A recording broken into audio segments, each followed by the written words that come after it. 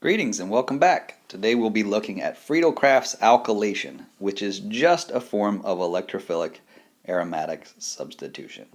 In this case, as you might imagine by the name, what we're going to do is start with an aromatic group and we're going to do electrophilic substitution, but instead of putting on a bromine or something like that, we'll be putting on an alkyl group. Therefore, we would end up with just some R group attached to our benzene ring. And that is why this is called alkylation, and it's a form of electrophilic aromatic substitution. Let's look at how this works. I'm going to start off with just benzene. I'll put two H's on the side here because that's where I'll do my reaction.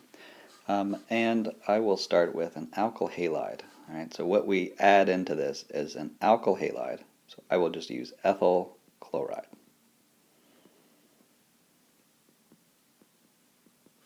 The reagent for this, besides the alkyl halide that you will be putting onto the ring, is your Lewis acid catalyst. So usually with chlorine we use AlCl3.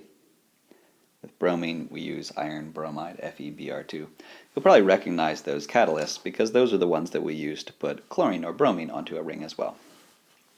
So the first thing that happens, which is the first thing that happened when we used Cl2 and AlCl3, is that you get that kind of joining on. So you make an intermediate that looks like this.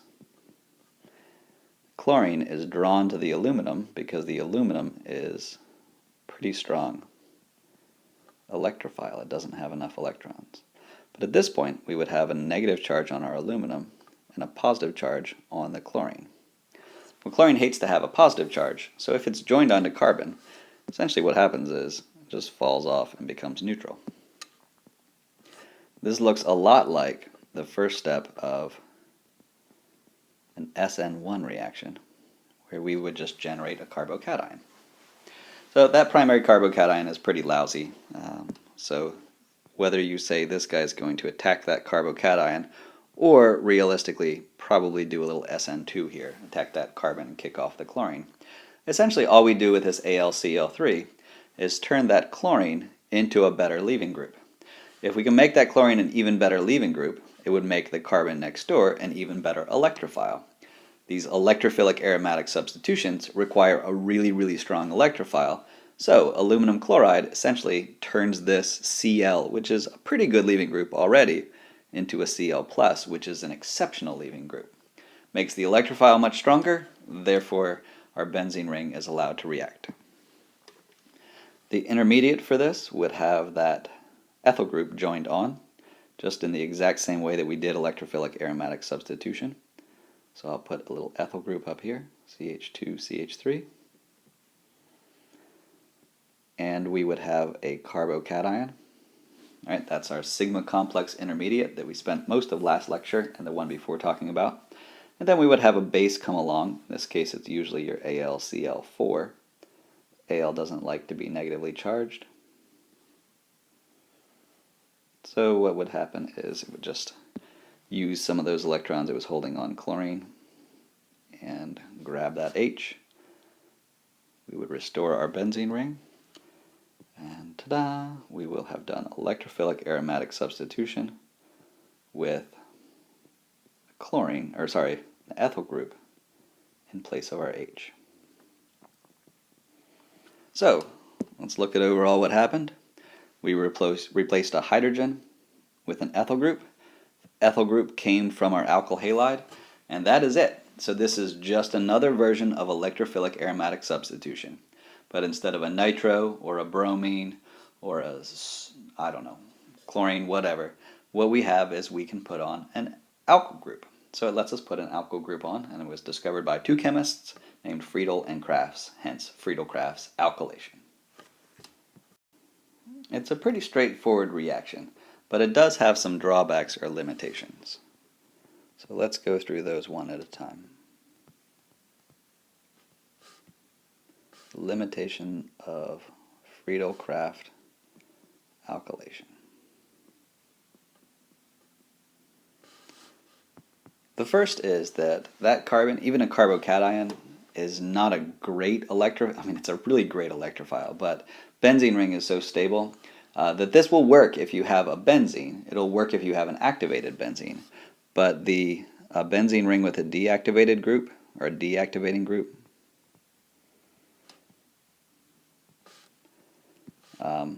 so those deactivating substituents, which were nitro groups, carbonyls, things like that, these guys will not work. The Friedel-Crafts alkylation will not work with them. So benzene with a deactivating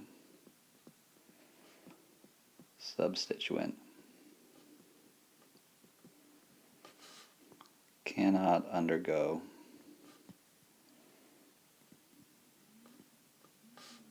Friedel-Crafts alkylation. So it somewhat limits, but it's not the end of the world. All right, the second thing is that we're regenerating a carbocation, and the carbocation can rearrange, just like happened in SN1 or E1 reactions. So just like in SN1. All right, so for instance, if we start off with CH3, CH2,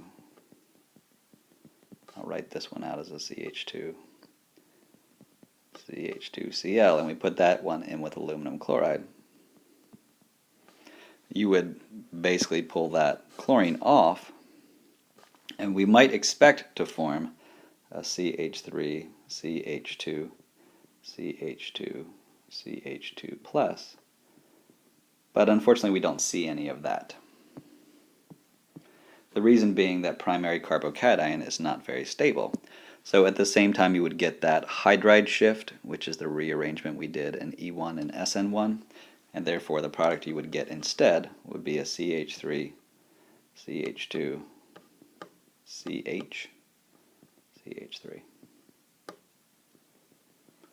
So sometimes this can be quite limiting. Besides ethyl, you can't ever put on a primary carbon because it would at least rearrange into a secondary. Oftentimes a secondary will rearrange into a tertiary.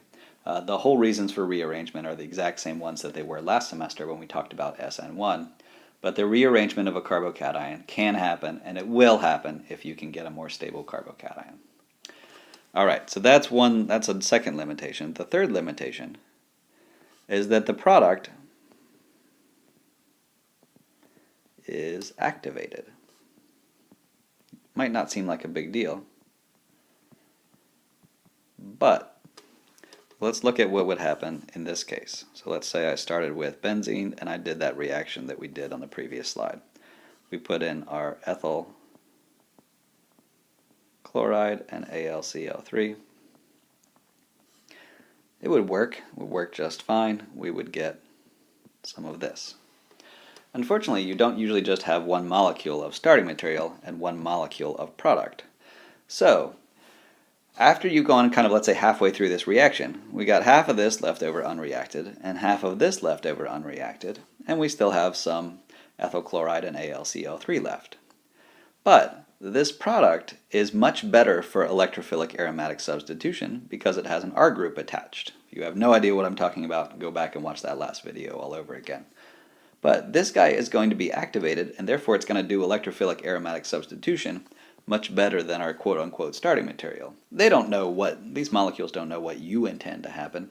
So unfortunately, this guy's going to react again and maybe even again.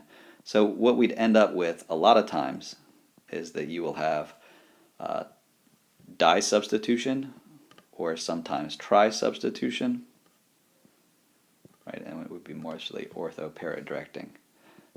Which is unfortunate because usually we want one pure product, and sometimes with this reaction we can get multiples. We can get di, tri, mono substituted products, and therefore a lot of our starting material will be left over unreacted because once you make some quote-unquote mono substituted product, this product becomes the best starting material.